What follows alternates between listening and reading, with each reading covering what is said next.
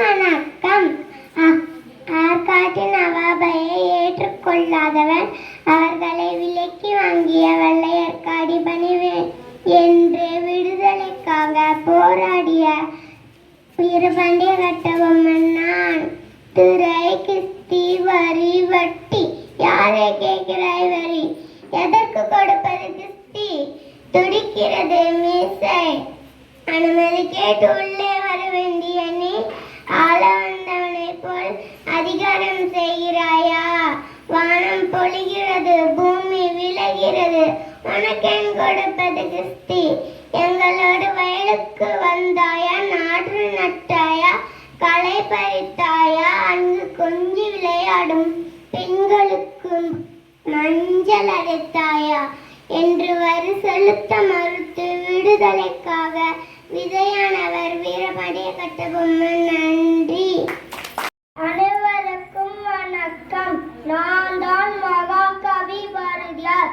அச்சமில்லை அச்சமில்லை அச்சமென்பதில்லையே, இச்சகத்தில் உள்ளோரெல்லாம் எதிர்த்து நின்ற போதிலும் அச்சமில்லை அச்சமில்லை அச்சமில்லை அச்சமென்பதில்லையே, துச்சமாக எண்ணி நம்மை தூர் செய்ய போதிலும் அச்சமில்லை அச்சமில்லை அச்சமென்பதில்லையே, பிச்சை வாங்கி உன்னுமக்கே வெற்றி விட்ட போதிலும் அச்சமில்லை அச்சமில்லை அச்சமென்பதில்லையே, இச்சை கொண்ட பொருள் எல்லாம் இழந்து விட்ட போதிலும் அச்சமில்லை அச்சமில்லை அச்சமென்பதில்லையே, உச்சி மீது வாணி நின்று வீழுகின்ற போதிலும் அச்சமில்லை அச்சமில்லை அச்சமென்பதில்லையே. நன்றி, வணக்கம். காலை வணக்கம். எனது பெயர் மகேஷ் கண்ணன். நான் 2ஆம் வகுப்பு படிக்கிறேன். அனைவருக்கும் சுதந்திர தினம் நல்வாழ்த்துக்கள். நான் இப்போது பேச போகிற தலைப்பு எனது கனவு இந்தியா.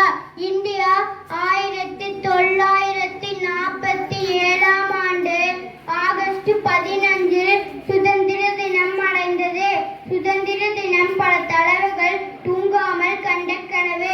எனது கனவு இந்தியா ஒற்றுமையான சமுதாயம் வேண்டும், சுமையில்லாத சமச்சீர் கல்வி வேண்டும், கிருமிகள் இல்லாத தூய்மையான காற்றை சுவாசிக்க வேண்டும், எல்லோருக்கும் எல்லாம் கிடைக்க வேண்டும், வன்கொடுமை இல்லாத நிலை வேண்டும், இந்தியர் என்பதில் பெருமை கொள்வோம், இணைந்தே பல சாதனைகள் புரிவோம். ஜெய் ஹிந்த். நன்றி.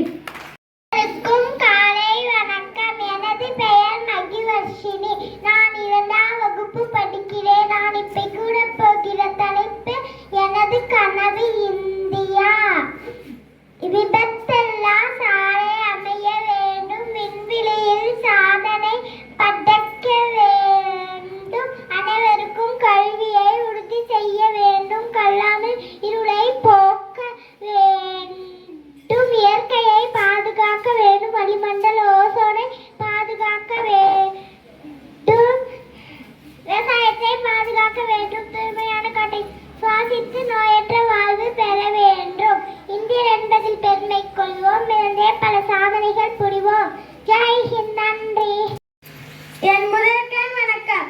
என் பெயர் பாரே சுகிதன். நான் 3ஆம் வகுப்பு படிக்கின்றேன். நான் பேச விரும்பும் தலைப்பு எனது கனவு இந்தியா. கனவு காணுங்கள் என்று அப்துல் கலாம் கூறியிருக்கிறார். அந்த கனவு நமக்காக மட்டும் இல்லாமல் நாட்டுக்காகவும் இருக்க வேண்டும். எனது முதல் கனவு பள்ளியிலே மாணவர்கள் முழு ஒழுக்கத்தையும் கற்றுத்தேர வேண்டும். வெறும் மதிப்பெண்கள் மட்டும் தேர்ச்சிக்கு உரியதால் இல்லாமல் ஆசிரியரை மதித்தல், பெற்றோரை மதித்தல், உடன் இருப்போரை மதித்தல் போன்ற ஒழுக்க குணங்களிலும் மாணவர்கள் தேர்ச்சி அடைய வேண்டும். எல்லோர் வீட்டிலும் மரம் இருக்க வேண்டும். காடுகள் அதிகமாக்கப்பட்டு நாம் சுவாசிக்கும் காற்று தாய்ப்பால் போல தூய்மையாக இருக்க வேண்டும். உடலிற்கு ஆரோக்கியமானதை மேம்படுத்தும் விவசாயிகள் உள்ள இந்தியாவாக இருக்க வேண்டும். நான் கண்ட கனவு இந்தியாவும் ஒரு நாள் நிஜமாக மாறும். அப்பொழுது இந்தியா என்றொரு தேசம் ஒன்று, அங்கு அன்பும் ஒழுக்கமும் நிறைய உண்டு என்று போற்றி பிற நாடுகள் நம்மை உதாரணமாக எடுத்துக்கொள்ளும். வாழ்க பாரதம், வளர்க இந்தியா. ஜெய் ஹிந்த். நன்றி. நான் 3ஆம் வகுப்பு படிக்கின்றேன். நான் இங்கு பேச எடுத்துக்கொண்ட தலைப்பு எனது கனவு இந்தியா. இந்திய தேசத்தின் சுதந்திரத்திற்காகவும் விடுதலைக்காகவும் உயிர் நீந்த தியாகிகளின் நெஞ்சத்தை மறக்க முடியுமா? இன்னும் நம் மனதில் ஒலித்துக் கொண்டிருக்கிறது நம் எதிர்கால இந்தியா எப்படி இருக்க வேண்டும் என்று. எனக்குள் ஒரு கனவு உண்டு. என் கனவு இந்தியா பற்றி இங்கு பார்ப்போம். இந்திய தேசத்தின் சிறப்புகள்: மணிநீரும் மண்ணும் மலையும் மணிநில காடும் உடையது அரண் என்று வள்ளுவரின் கூற்றுக்கிணங்க அத்தனை சிறப்பு அம்சங்களும் என் இந்திய தேசம் கொண்டுள்ளது. கல்வி: என் கனவு இந்தியாவில் அரசு கல்விக்கான அனைத்து உதவிகளையும் தடையின்றி வழங்க வேண்டும். 15 வயது வரை அனைவருக்கும் கட்டாய கல்வி கிடைக்க வேண்டும். சுற்றுச்சூழல்: தூய்மையான காற்று, தூய்மையான தண்ணீர் மற்றும் இயற்கை வளங்களை சரியாக பாதுகாக்கின்ற மக்கள் மற்றும் அரசு என்பன உருவாக வேண்டும். இதன் வாயிலாக நம் அனைவரும் மகிழ்ச்சியாக வாழ முடியும் என்று நான் நம்புகிறேன்.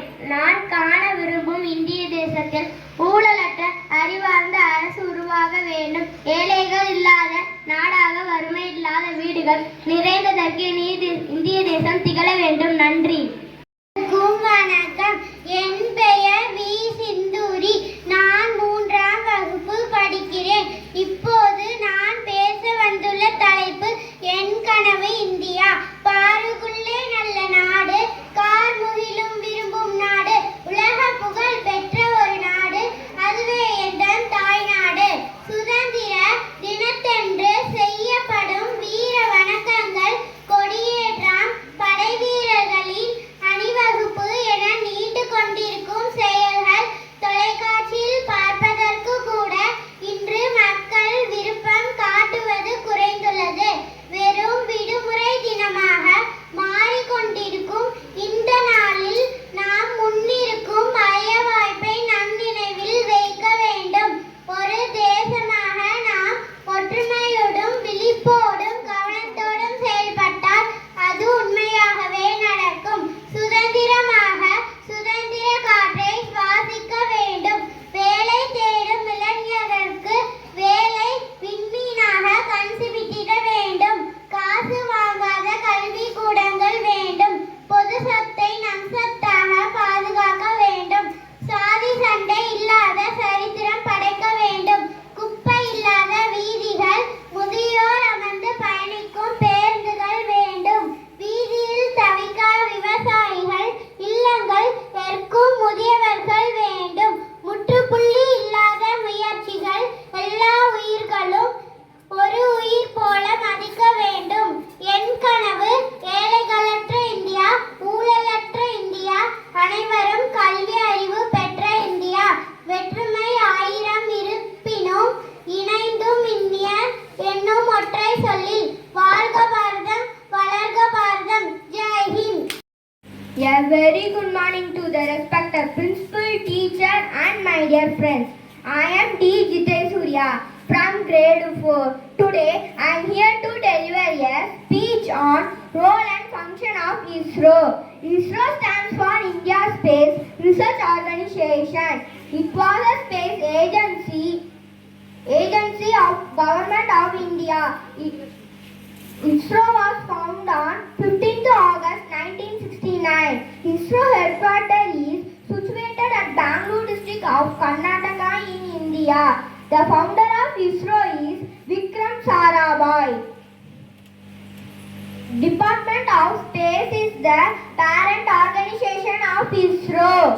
ISRO built India's first satellite Aryabhatta, which was launched by the Soviet Union on 19 April 1975. Dr. K. Shivan is the current 2023 chairman of ISRO. ISRO was intending to explore space with modern technology. ISRO is equipped with ASLV, PSLV, SLV, GSLV and other launch vehicles. Thank you to one and all. Good morning to one and all. I am K. Regan from grade 5, going to tell you a speech about roles and functions of ISRO.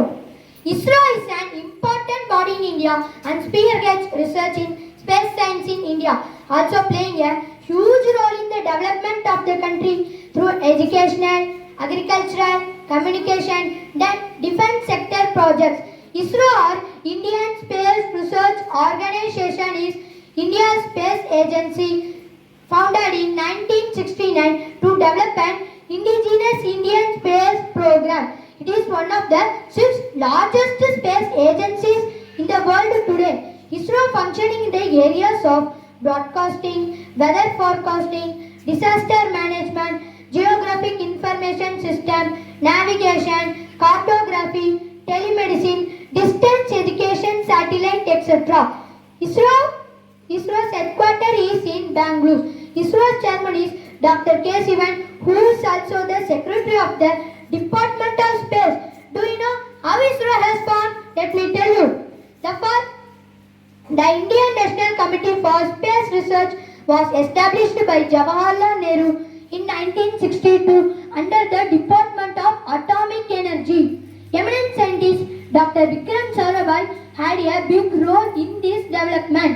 The Indian National Committee for Space Research became ISRO in 1969.